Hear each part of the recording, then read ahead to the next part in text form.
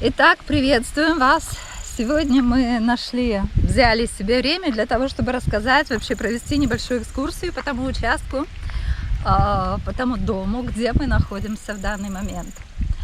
Как вы уже знаете, наш сын с женой переехал год назад в Хорватию на постоянное место жительства, и сейчас мы проведем вас по этому участку.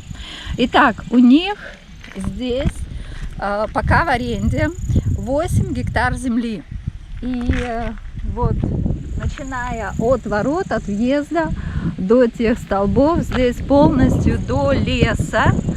И вот так вот по кругу все это их земля. Сюда принадлежат два небольших пруда. Вот первый пруд. И там дальше, где стоит грузовик, сейчас еще один пруд. Да. Ну и так как они, конечно же, только начинают заниматься сельским хозяйством, выращиванием и благоустраиванием своего сада, своего огорода, здесь мы видим посадки, новые растения. Это молодые деревца, которые уже ими были посажены. То, что постарше, олеандр, там есть инжир, это все деревья, которые уже были на этом участке. А сейчас мы пойдем, наверное, посмотрим, что они посадили еще. Это очень интересно. Ну, их собаки это Ронту. Вот это вот Ронту. Его еще называют водяной крысой, потому что он очень любит воду. Да. А это Ару. Это две собаки, которые они с собой привезли. Мы их еще знаем щенками, поэтому они нас тоже знают, провожают везде. Ходят как охранники прям. Девочка и мальчик. Да, и вот там спереди можно увидеть второе озеро.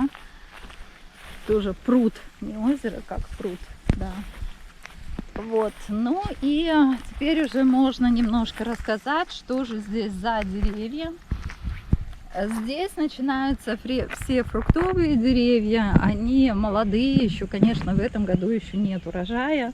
Здесь и кумкват, и вишня разного сорта, здесь и яблони, и груши. Да.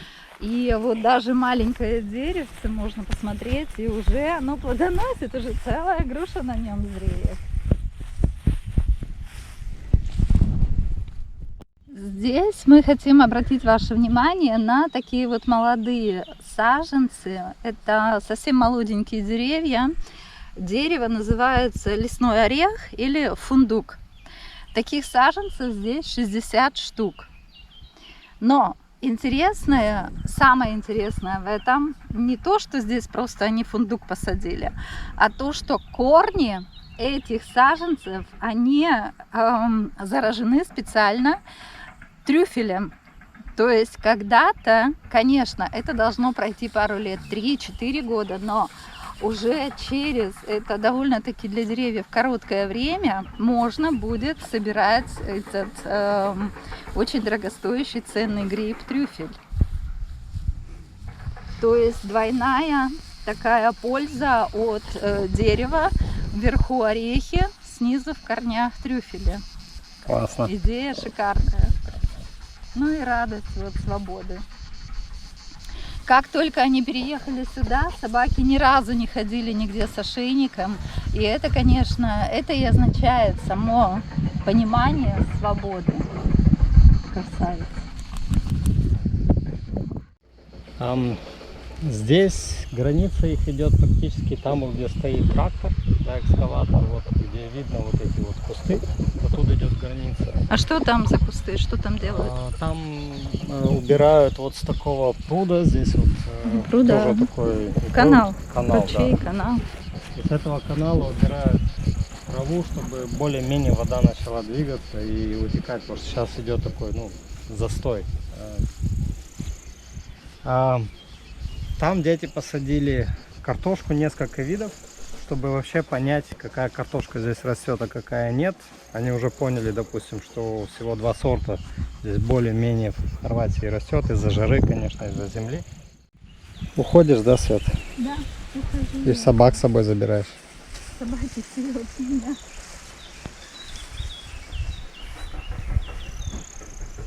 До свидания. Спасибо. Но мы видим, что здесь еще один участок огорода. Здесь была редиска на этом поле, чеснок был зимний, все это уже убрали. Там дальше лук, там видим салаты. И что мне, допустим, было интересно, я никогда не видела, как растет турецкий горох, да, он называется. Он уже готов. Вот. Он должен быть желтый, вы знаете, да, что как он. И его, оказывается, нельзя есть сырым. Инжир вообще фрукт очень дорогой, но вот здесь он растет как сорняк. Его здесь просто очень много. И у них на участке тоже есть разные возрастные деревья инжира. Здесь маленький, там есть большой, но пока еще фрукты не поспели. Ну и зимой все равно, несмотря на то, что это Хорватия, юг, здесь идет по температуре вниз до практически -3. Поэтому в доме прохладно, и дети топят, естественно, деревом. Давайте я вам покажу подсобку с инструментами. Тоже приобрели пару, естественно, вещей, чтобы было бы легче обрабатывать. Закрывается на ночь. С утра он уехал, мы только не знаем. Ну, примерно видно. В короткое время, конечно, здесь еще порядок надо навести, но инструментов здесь хватает.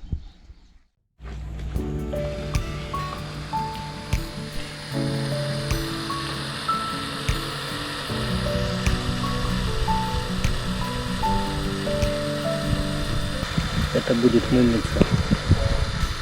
Красота перед домом. Здесь мы видим декоративные подсолнухи, очень красивые. Вот этот вот, которым прямо они очень гордятся. Это такой мохнатый. Посмотрите, какой он пушистый подсолнух. Ну и также они посадили большие подсолнухи, головки. Он еще не совсем созрел. Это уже для семечек будет.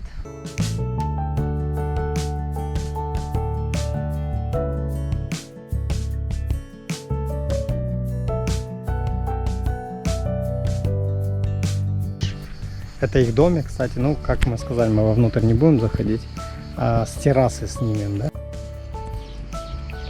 Это вид с террасы. Но не всегда такое, где я нюхаю лаванду. Какая красота! Здесь вот, кстати, стоит бочка для сбора дождевой воды. И ее также, конечно, можно использовать для хозяйских нужд. Тоже очень удобно. Да, вчера, кстати, здесь очень сильная была гроза, очень сильный дождь был, поэтому мы думали, ну как думаем, что она наполнилась более-менее. Бочка примерно 1800 литров. Лаванду большую снимем. Ну так, естественно, они посуду моют. Водичка. А здесь растет гранат. Гранат созревает примерно в ноябре, но мы видим, уже есть плоды. Вот они, уже завязи. Будут потом собирать. А это большое дерево инжира. Вот. И можно вниз посмотреть, то есть оно, похоже, размножается как малина. Само по себе. Само по себе, да. Пойдемте покажу вам вторую часть этого участка. Здесь находится уютная зона, где очень приятно сидеть. Тут то, что она немножко в тени, и между деревьями всегда прохладно. Легкий бриз есть. Очень красивая группа, кстати, из натурального камня. И сам этот камень, он очень редкостный. Он похож на мрамор и в то же время похож на оникс. Очень красивые цвета. И на таких натуральных камнях сидеть очень приятно, если вы никогда не пробовали, потому что он нагревается, но не чересчур. То есть сиденье теплое, но не горячее. Еще одно дерево большое, инжир. Дима. Ну и это наше поместье, там где мы остановились. Как называется Вонваген? Дом на колесах. Да. Дом на колесах. Давайте зайдем, посмотрим, как мы обустроились. Что у нас там все есть. Снимаем все как есть, без фильтров. Да. Здесь, естественно, надо снимать тапочки. Вчера сын сделал сетку, чтобы комары нас не ели и не пили.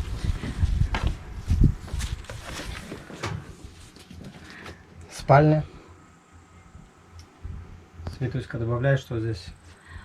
Но на самом деле в таких вагончиках очень все компактно сделано, и здесь есть практически все, что нужно. Мы сейчас здесь не готовим, но вообще такая возможность есть. Ну, тут наш бардак немножко. Душевая.